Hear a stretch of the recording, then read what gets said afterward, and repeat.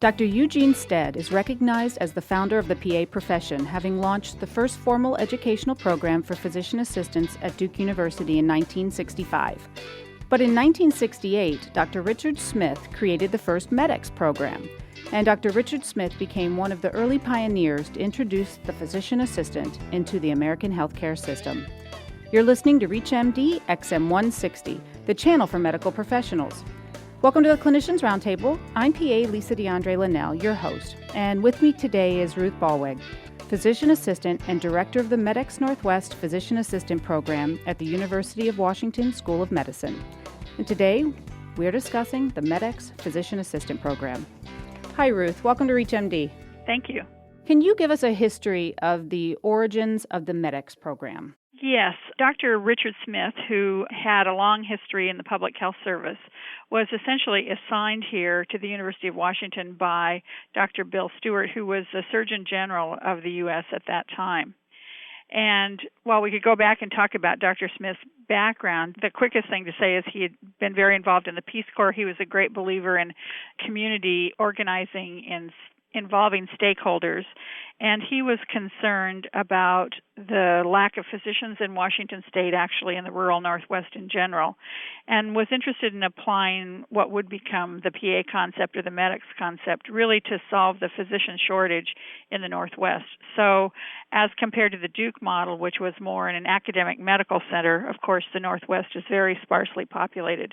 The model here was to utilize physicians, including the State Medical Association, as co-owners essentially of the program, and deploy former military folks out into specific communities, and not only to train the physician assistants, but to work with the communities and the physicians to make essentially a receptive framework, which is what he talked about, for the introduction of these new professionals. So it was a community development project in many ways. It was featuring the strong involvement of rural physicians and the medical establishment. So Dr. Smith knew Dr. Stead, but his concept was different. So Dr. Stead's concept was training physician assistants for more academic medicine versus rural. Is that correct? That's right. And I think partly the reason for that was just the distribution of how healthcare is in different parts of the country. So on the East Coast, you see large academic medical centers, which have even ambulatory clinics clustered around them and part of them. While on the West Coast, that's not how healthcare is delivered, essentially. So instead, we have smaller hospitals, private physicians, that sort of thing. So first of all, you had a very different model of how the world worked. And Dr. Smith, again, having worked in Africa, and he'd worked with training a number of non-physician providers there, his theme in his life had always been and continued to be multiplying your hands. So he was interested in how he as a physician could transfer his knowledge and skills onto physicians' assistants or other health workers who could then improve health care out in the community, which is very different than how you would approach delivering care, obviously, in a large teaching hospital. So describe the first MEDEX class for us. So the first MEDEX class was composed exclusively of military corpsmen, and that actually continued until about the 7th class. There were 14 people in the class. They were all men, of course, as PAs were all back then. They had all served as medics in Vietnam. They had extensive experience, and they were very well accepted in the community. Remember that the Vietnam War had been the first televised war, and so everyone had seen the war. Everyone had seen the contribution that medics made to MEDICS, medics made to saving not only their colleagues, but also people in the community, in the villages, and so forth.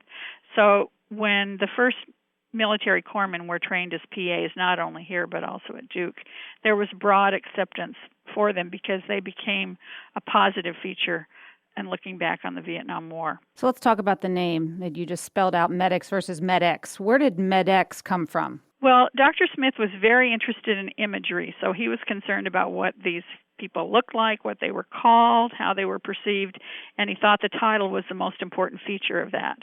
So MEDEX, some people think, incorrectly, refers to the fact that these are former medics, but in fact it's French for physician extension.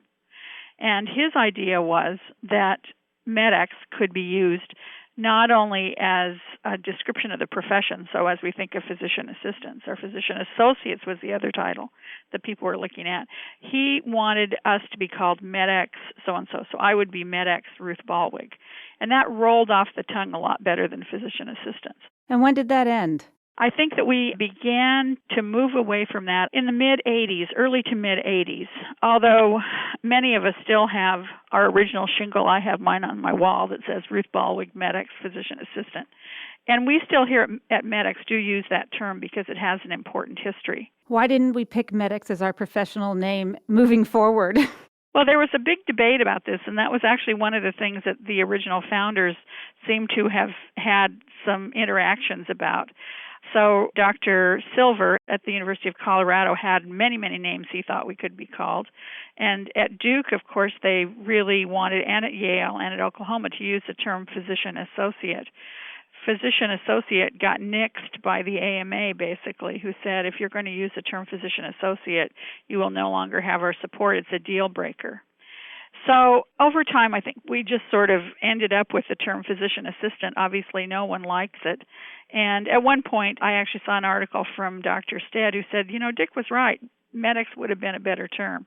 If you're just joining us, you're listening to the Clinicians Roundtable on ReachMD XM 160, the channel for medical professionals. I'm PA Lisa Dandrea Lenell, and I'm speaking with Ruth Ballweg, Physician Assistant and Director of the MEDEX Northwest Physician Assistant Program at the University of Washington School of Medicine. And we're discussing the MEDEX Physician Assistant Program. So, Ruth, one thing I want to bring up about the difference between the MEDEX model versus the Duke model is the way in which the PAs were trained going into a rural site. Can you explain how that worked? Yes.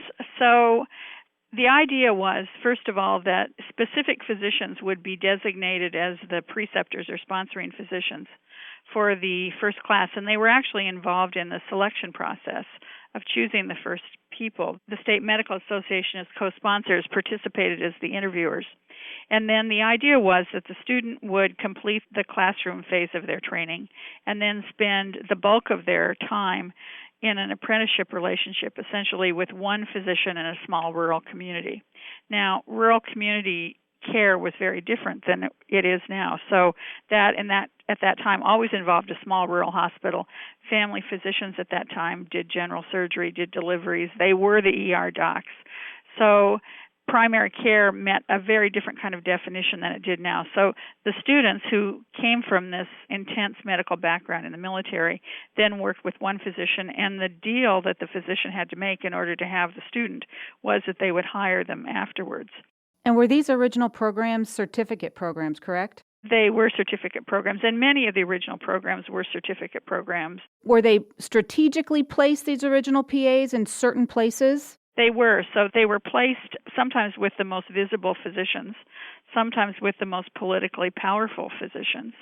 And the advantage from the Medical Association's point of view was that there would be no individuals trained who were not going to be employed. They felt that a new profession wouldn't work if you're going to have half the people not working at the end of the training program. So this way, they were absolutely assured of success. They were also assured of deployment. In other words, they could absolutely be sure that the first people would end up in the communities where they thought there was the greatest need. And sometimes the greatest need meant that the physician was close to leaving town because there was both a shortage and a problem of burnout of rural physicians. And it wasn't unusual for physicians to load up their goods and furniture in a moving van in the middle of the night and leave town without telling their patients because it was just too hard to do. Well, I love the idea of the PAs building the relationships with the physicians early on in their training because that just leads for a better working relationship down the road. Were there any takeaways from this training that have been used or could be used in PA training today? Well, I think the idea of stakeholders is still important. So the idea that physicians who are going to be employers or supervising physicians, or in this case it might even in today's world be HR people who might hire PAs, are involved in the selection process, I think is very important because then it's not just the school's decision. It really is the community's decision. So that's an important one. And then I think there was also involved in the training a lot of training of the physicians because no one knew how to be a supervising physician for us, right? So there was training of the physicians of how to actually work with the students, how to develop the role, and so forth. And then another particularly interesting aspect was that there was a lot of political things built into it. Dick Smith was very concerned, as I said, about image and thinking about the politics of things. So when the first law was passed for PAs here in Washington State, community members, particularly people that were VFW and American Legion people, all took buses to Olympia, the Capitol, to encourage their legislators to vote for the law. And also, when the legislators were making this decision, it was decided, they figured out what physicians the legislators saw, and lo and behold, when they went to their practices to get their care, to their doctors to get care, there would be a PA student there on the same day. So the State Medical Association really got behind this and bought into this at a level that continues today. Let's talk about the credential creep in MEDEX. So right now, my understanding is that the Duke model and the MEDEX model, somewhat similar, but the MEDEX definitely had more of a corpsman, many, many years of experience, put them into the rural environment, help expand the hands of rural health care. And now we have this PA credential creep where, now we're talking about, doctorate degrees and specialty certification at a time when we have so many military corpsmen coming back, and there's a lot of talk about reinventing the original PA programs to try to utilize all of this education and skill. Does the MEDEX program ever talk about maybe going back to the good old days? Well, in some ways we're still in the good old days. We still have many military folks in our program. Typically between 25 and 35% of our students come from military backgrounds. And in today's world, many of them have served in Iraq and Afghanistan. And so we sort of have a reputation among military corpsmen and medics that this is the place to go.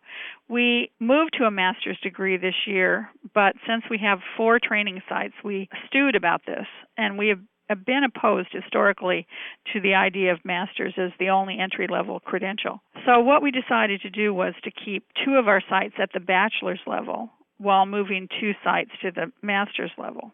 And hopefully we'll be able to continue to do that. However, obviously we're concerned about whatever resolutions and motions might be passed in either PAEA or the AAPA House of Delegates.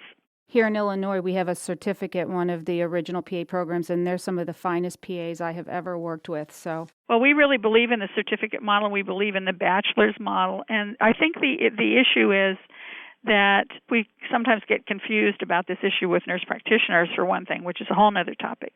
But I also think that when we look at the outcomes of who goes into rural practice, it most often is people with bachelor's and certificate programs origins. And then I think the other thing to know is we've done outcome studies on our graduates, and the people that are most likely to, aside from people that are from rural communities anyway, but the people that are most likely to choose rural practice and to stay there are the military corpsmen. So we have a strong supportive environment for that group of people and feel that they're still an important part of not only our program, but we would like to see all PA programs have a wide open door to people that are returning corpsmen. So would every PA, I believe. So Ruth, tell us about the current MEDEX model. The current MEDEX model continues to be built on the original design. So in the original design, there was this idea that, first of all, there was a lot of emphasis on primary care and the didactic part of training, meaning that if you had a choice between a subspecialist delivering a lecture on hypertension or a family physician delivering the lecture on hypertension, you would choose the family physician. Similarly, the clinical training has a strong emphasis on primary care. So as compared to some PA programs that, because of their design, have multiple rotations that change every 4 weeks or 6 weeks or whatever. We do have some rotations like that, but we also have a 4-month primary care preceptorship with one physician. And so there's a lot of emphasis on primary care. There's also a lot of emphasis on team building, working together, and the relationship with the physician, which we think is so important. Ruth, thank you very much for coming on the show and helping us learn more about the MEDEX program. I appreciate the opportunity. I'm PA Lisa Dandrea Lenell, and you've been listening to the Clinicians Roundtable on ReachMD XM160, the channel for medical professionals. Please visit our website at reachmd.com, which features our entire library through on-demand podcasts. And you can also find us on Facebook, and you can follow us on Twitter. Thanks for listening.